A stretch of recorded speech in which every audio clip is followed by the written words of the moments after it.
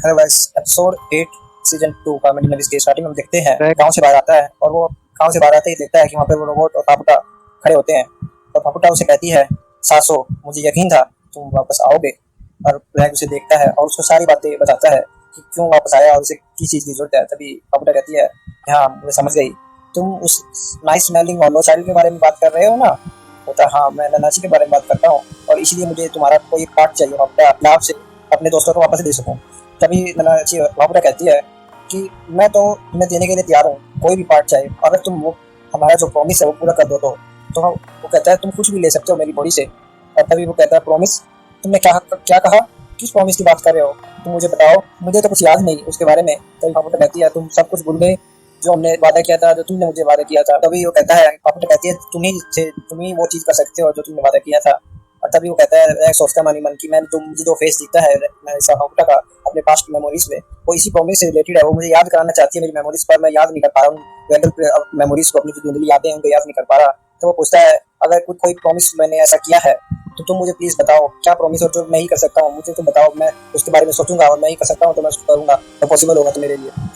तभी वो कहता है, मैं तुम्हें ऐसे ही सेक्रीफाइस करने नहीं जैसे अपने पार्ट को ऐसे ही नहीं लेना चाहता, तुम अब प्रॉमिस बताओ, मैं तुम्हारा प्रॉमिस पूरा करूंगा। तभी फपुटा वैसे एक बात ही कर रहा होता है, फपुटा आगे आती है और कहती है, तुम अपनी नॉलेज जो भी तुम्हें याद है, वो जो भी तुम्हें पता है वो मुझसे शेयर करो, नॉलेज शेयर करो। फपुटा कहता है उसकी कोई जरूरत नहीं, और वो अपने सर से एक कान को उखाड़ कर उसके सामने रख देता है और कहता है, जब तक तुम प्रॉमिस पूरा करने के लिए तैयार हो मैं तुम्हें कुछ भी देने के लिए तैयार हूँ, कोई इशू नहीं है मेरे लिए। तभी रह गया देखकर चौंक जाता है। पापुटा ने अपने सर से कान को इस तरह से फाड़ दिया और कहता है, पापुटा कहती है, अब हम दोनों मिलकर उनका खात्मा करेंगे सासू। तभी कहते हैं, किस चीज की बातें कर रहे हो, मैं पता नहीं किस जगह पर आ गया, कैसे इंसान मिल गया जो बिल्कुल दर्द का एहसास नहीं होता।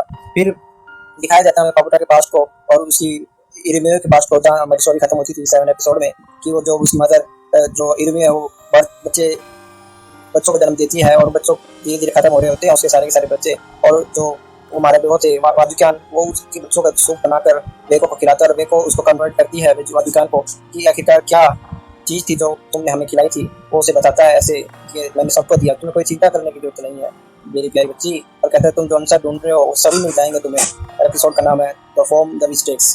एपिसोड देखते हैं कि बिलाफ वो वेको सारी चीज़ बताती है कि उससे क्या हुआ और क्या तुम जब बेहोश थे, तुम बीमार थे, तो वाजुकान ने क्या किया और क्या हम उसे रोक नहीं पाए। बिलाफ यह सुनकर बिल्कुल गिल्ट में चला जाता है, बिलास बिल्कुल उदास हो जाता है बिलाफ, और कहता है, मैं बिल्कुल भी रोक नहीं पाया अपने आप को, मैं रजिस्ट नहीं कर पाया, मुझे कुछ अंदाजा तो था कि कुछ सस्पिशियस है कुछ, तो फिर भी इतना डिलीशियस था वो खाना, मैं अपने आप को रोक नहीं पाया और मुझे खाना ही पड़ा। और वो देखती है तो बिलाप की आंखें अभी भी कमजोरी में ऐसे अंदर गई होती हैं और ब्लैक पड़ रही होती हैं। तभी वहाँ पर वाजिकान आ जाता है और वो बैको वाजिकान से कहती है, देखो बिलाप की हालत कैसी हो गई है, देखो उसकी तरफ देखो तो तुम वाजिकान। तभी वाजिकान कहता है, बिलाप की चिंता तुम मत करो, बिलाप बिल्कुल ठीक हो जाएगा, आखिरकार वो 3 सेज में से एक है। तभी वो उसको क्या कुछ ना कुछ प्रोफेसी है कि 3 सेज में से एक है। और वो कहता है कि तो चलो ठीक है, फिर भी वो कहता है, वो वाजिकान कहता है कि मैं यूनियन को देखने जा रहा हूँ, तुम मेरे साथ चलोगी? और तो वे जाते हैं, वो रास्ते में चलते चलते वाजिकान बेको से बातें कर रहा होता है, कहता है वो लड़की लगातार दिन बाय दिन बढ़ती जा रही है, बड़ी होती जा रही है, अब तो उसके बच्चे भी बहुत अच्छे बड़े बड़े हो रहे हैं और वो एक ही दिन के लिए जीते हैं, वो हर एक दिन बच्चे को पैदा कर रही है और सोती रहती है। इरिमियो एंटर करता है, कहता है, देखो तुम्हारी मम्मी आई है। और देखती है तो देखो उसके सामने इरिमियो एक अजीब से क्रीचर में बदल जाती है, ब्लॉब से में बड़ा सा क्रीचर में बदल जाती है और वो अजीब अजीब आवाजें निकल रही होती है। तब वाजिकान बताता है कि इसने अब बोलने की शक्ति खत्म कर दी, अब ये बोल नहीं सकती, अब ये सिर्फ बड़बड़ाती रहती है ऐसे ही। और कहता है, देखो डिस्पाइट ये इसके बच्चे एक ही दिन जीते हैं, फिर भी ये उनको बहुत प्यार करती है और बहुत ही ज्यादा प्यार करती है और उनको गले से लगा के रखती है। तो वो उसके हाथ में बेबी होता है जो उसने अभी अभी बर्थ दिया होता है, वाजिकान उसको छीन लेता है उसके हाथों से और अब दूर लेके जा होता है तन्वी को, और वो इरिमियो चिल्लाती है, रोती है कि मेरे बच्चे को वापस करो, वो बोल नहीं सकती, बस ऐसी चीख रही होती है। वे को देख रही होती है और कहती है, मैं तुमसे हाथ जोड़ती हूँ वाजिकान, प्लीज इनको थोड़ी देर साथ में रहने दो, जब तक ये बेबी जिंदा है जब तक इसके साथ रहने दो। तब वाजिकान कहता है, मैं भी यही चाहता हूँ और मैं मजबूर हूँ, तुम जब सो रही थी तो मैंने इन बच्चों पर खुद एक्सपेरिमेंट किया, मैंने एक जीवित पर एक्सपेरिमेंट किया और जीवित को ही बनाया सूप, तो उससे जो हमारे जो प्रदूषित वाटर था उसको उससे जो बीमारी हो रही थी वो भी ठीक होने लगी थी। तो कहते हैं कि फ्रेश मटेरियल में ज्यादा ताकत होती है, वही साबित हुई। तो वेको के सामने ही वो उस जिंदे बच्चे को प्रोसीजर करने जा रहा था उसका, और वेको से कहता है कि तुम क्या मेरी मदद करोगे, देखो ये कितना खूबसूरत है, इसकी स्किन कितनी खूबसूरत है इस बच्चे की, और देखो इसकी कितना चमक रहा है, वेको ये बिल्कुल देख नहीं पा रही होती है और वो अपनी आंखों को बंद कर लेती है। और वाजिकान कहता है कि मैं इसमें से एक भी टुकड़ा वेस्ट नहीं करता, सब वेस्ट माल को यूज करता हूँ। और वेको की तरफ लगा कहता है, क्या तुम ट्राई करोगी, क्या तुम कुकिंग करोगी इसका मेरे साथ? मुझे कुकिंग नहीं आती है इतनी खास। मेरे को ये देखती है और उससे उल्टी आने को होती है और वो चक्कर से आ जाते हैं। तो वाजुकान कहता है केयरफुल केयरफुल, तुम अभी अभी रिकवर हो रही हो, अभी तुम्हें इतना जल्दबाजी नहीं करनी चाहिए। वेको वहाँ से चली जाती है इरुमे के पास दोबारा और इरुमे से बातें करती है कि आई एम सॉरी इरुमे, मैं तुम्हारी मदद नहीं कर सकती, मैं तुम्हारे अपने प्रेशियस बेबी को मरने से बचा नहीं सकती। मैं इतनी कमजोर महसूस कर रही हूँ अपने आप को, पता नहीं क्यों मैं ऐसा फील कर रही हूँ, पर मुझे अंदर से बहुत ही रिग्रेट और बहुत ही गिल्ट महसूस हो रहा है। मैं बिल्कुल पागल हो जा रही हूँ। तभी कहती है फॉरगिव मी, मुझे माफ करना इरुमे, मैं तुम्हारी बिल्कुल भी किसी भी प्रकार से मदद नहीं कर पा रही, मैं अपने आप को कमजोर महसूस करूँ। अपनी यही बातें रिपीट करती जा रही थी और टैगर लेकर अपनी आप को खत्म करने की भी ट्राई करती है और कहती है कि जिंदगी से बढ़िया तो मैं मरना ही बेहतर समझती हूँ। और तभी जो क्रीचर्स होता है इरुमे उसको गले लगा लेती है और वो कहती है कि देखो तुम्हारी हार्ट बीट, तुम इतने बड़े शरीर में भी जीने की कोशिश कर रही हो, तुम अपनी विश को फुलफिल करने की कोशिश कर रही हो और मैं इतने अच्छे शरीर में होते हुए भी अपने आप को मारने की कोशिश कर रही हूँ। तुम्हारे विश को पूरे होते हुए मैं फ्यूचर में देखना चाहती हूँ, तो मैं तुम्हारी खुशी के लिए जिंदा रहूंगी और तुम्हारा साथ दूंगी जितना मैं दे सकूंगी, तुम्हारे जो सपने हैं उनको पूरा होते हुए मैं देखूंगी। और कभी कहता है पता नहीं इस ऐसे संसार में मैं क्या ही कर सकती हूँ, मेरे में कुछ जान है। कभी वेको किसे प्रेजेंस महसूस होती है, कहता है वेको तुम यहाँ पर हो और कुछ नहीं चाहिए मुझे। इरुमे कहता है मैं क्या करूँ इरुमे, तुम ही बताओ मुझे। तभी अगले दिन वो कुछ सूप बना के लेके जाती है, अगर हम ये सूप नहीं लेंगे तो हम वैसे ही मर जाएंगे और इस सूप को पीने से हमें पनिशमेंट चाहिए कितनी भी मिल जाए बहुत कम रहेगी, हमें पनिशमेंट तो मिलनी चाहिए। हम इस शरीर के हकदार नहीं है जिस शरीर में हम किसी के खून कर अपने शरीर को जिंदा कर रहे हैं। वो बिलाप को दे रही होती है, वो सूप पिला रही होती है जिंदा रहने के लिए, पर बिलाप इसको रजिस्ट करने की कोशिश कर रहा होता है, वो कई दिनों से खा नहीं रहा होता, इसलिए कमजोर होता जा रहा होता है।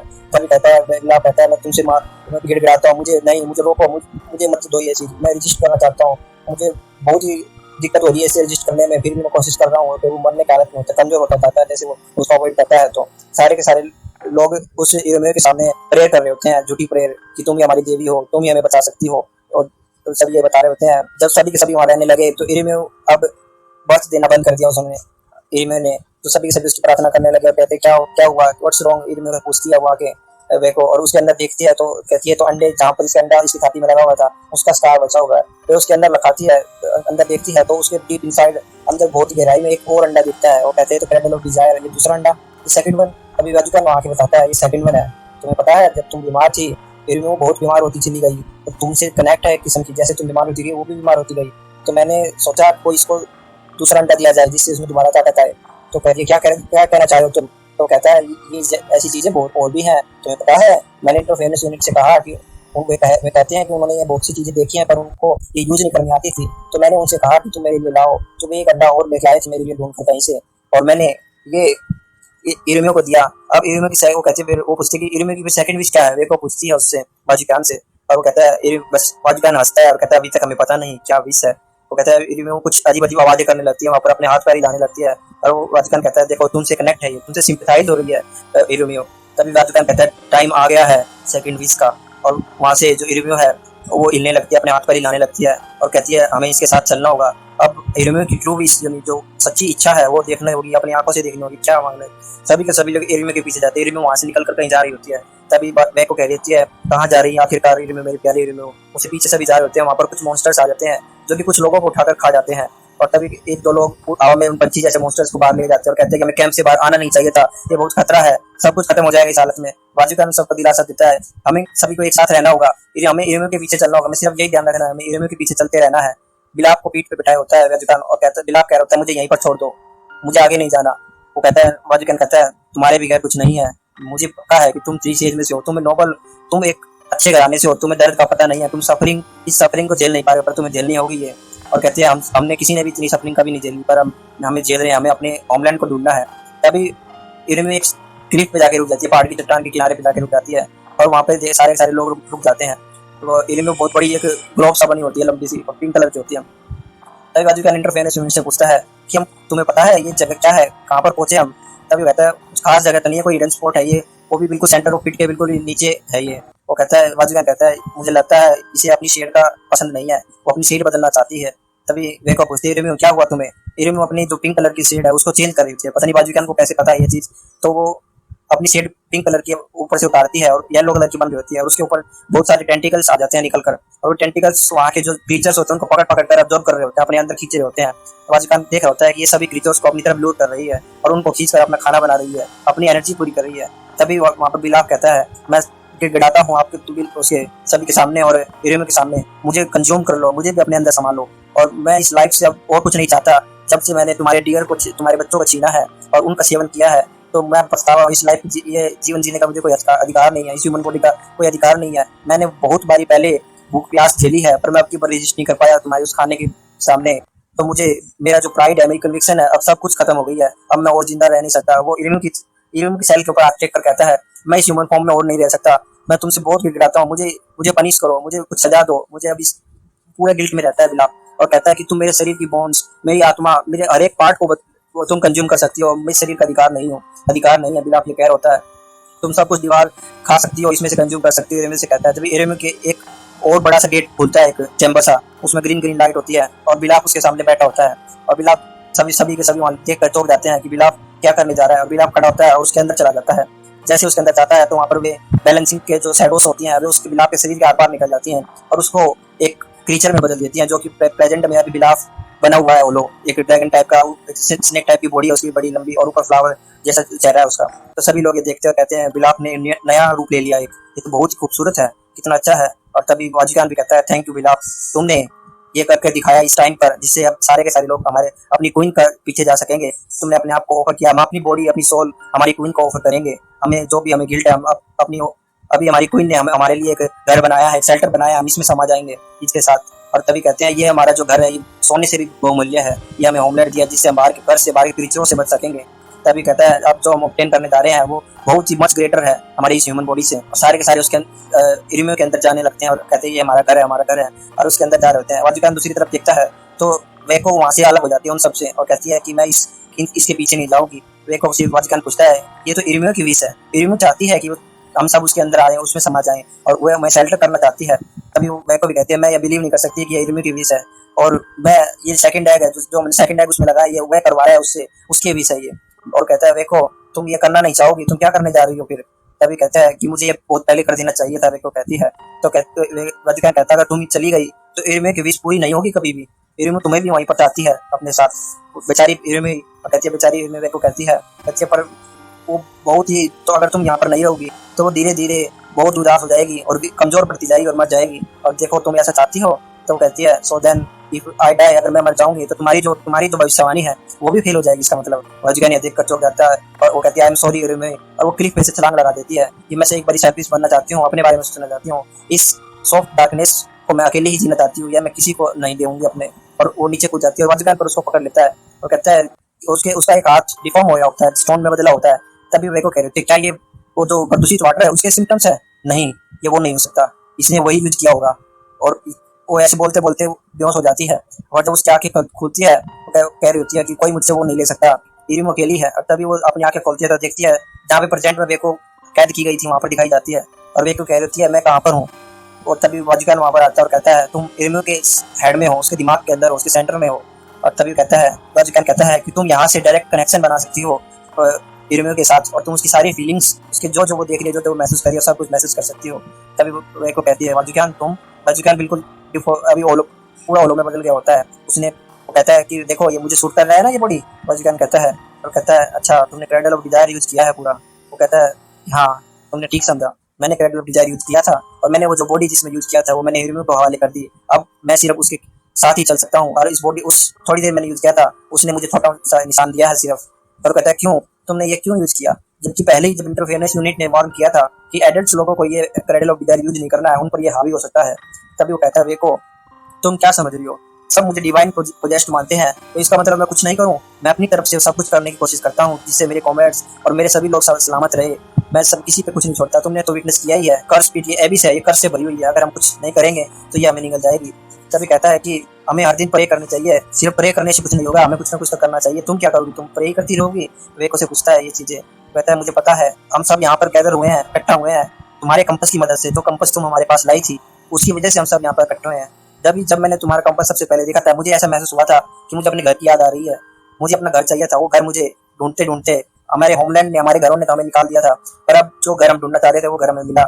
ऐसे ही तुम भी कुछ ऐसे ढूंढना चाहती हो जो तुम्हें मिला नहीं अभी तक, कुछ ऐसा जो तुमसे बिलोंग करता है, और तुम्हें जो इरिम्यू है यहाँ पर आके मिली वही तुम ढूंढना चाहती हो। कहती है, इरिम्यू मुझे चाहिए थी, कुछ कोई ऐसा दोस्त, कोई ऐसा साथी जिससे मैं अपने दर्द से कर सकूँ। ये सब चीज दोनों के बीच में बात चलती है और कहते हैं, तुम्हें इरिम्यू के साथ रहना है, तुम यहाँ से सब कनेक्शन बिठा सकती हो इरिम्यू के साथ, और तुम उसके शहर की, उसके गाँव की सुरक्षा कर सकती हो नीचे से, यहाँ से।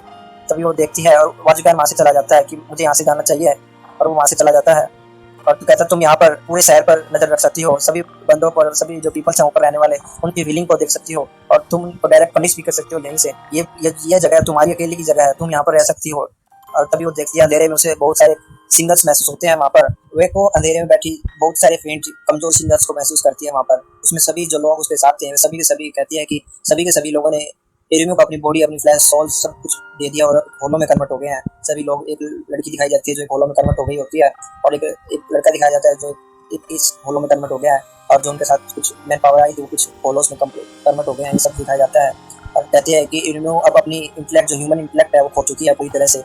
अब जो उसके पास बचा है सिर्फ उसका एक जिसकी सब प्रे करते हैं उसके सामने, पर उसे क्या, उसने सभी को कंज्यूम करके पूरी गोल्डन सिटी की पावर को चूज कर सारी की सारी पावर को कंज्यूम कर लिया उसने। और वाजुकान को भी नहीं पता चला, और उसने सेकंड एक्ट को अंदर ही रखा, और किसी ने ज्ञान, किसी को भी नहीं पता था कि वो क्या कर रही है। अब पर उसने अपने शरीर से अलग, बिना किसी को पता चलते हुए, अपनी जो विश वो पूरी करना चाहती थी वो पूरी करने की कोशिश करती रही। उसने एक लास्ट अपना एग बना के रखा, अपनी सारी एनर्जी उस एग में डाली, और अपने एक लास्ट चाइल्ड को जन्म दिया, देने की कोशिश करती रही। उसके जो फिर बहुत ही कमजोर लॉन्ग डीप था उसका, जो उसके, और उसका जो एग था वो हैच होता है, उसमें उसका लास्ट चाइल्ड होता है जो कि पापुटा होती है, इरुमी की चाइल्ड, योर फाइनल चाइल्ड, जो कि बहुत गुस्से में, बहुत ही रेज में होती है, और वहाँ पे जितनी भी इंटरफेरेंस यूनिट होती है वो सभी को खत्म कर देती है। और वे को बैकग्राउंड में कह देती है, इरुमी तुम भूली नहीं, तुमने किसी को माफ नहीं किया, तुमने एक भी किसी को नहीं पाया, तुमने किसी को माफ नहीं किया, और उस बच्चे में, जो तुम्हारा जो बच्चा है, यही हमारा सैल्वेशन होगा।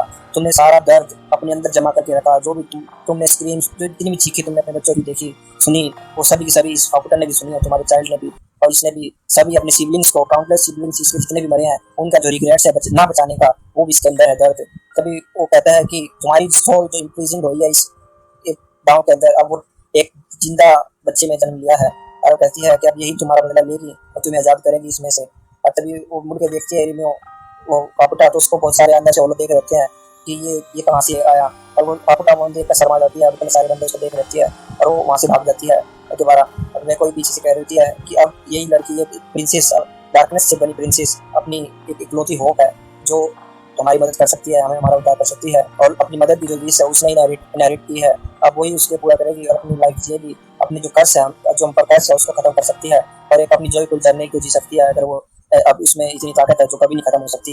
चिल्ड्रन हु हैव रिटर्न, जो छोटे छोटे बच्चे जो पहले मारे गए थे सारे के सारे यहाँ पर नीचे से बन गए थे, जो कभी नाम नहीं मिला, जिनको कभी ज्यादा दिन जी पाए, वो सारे के सारे जो इरिमियो के सिबलिंग्स थे, वे सारे के सारे वेगो के आसपास मंडा रहे थे, जिनको कोई सेफ नहीं मिल पाई, सिर्फ सोल है ये।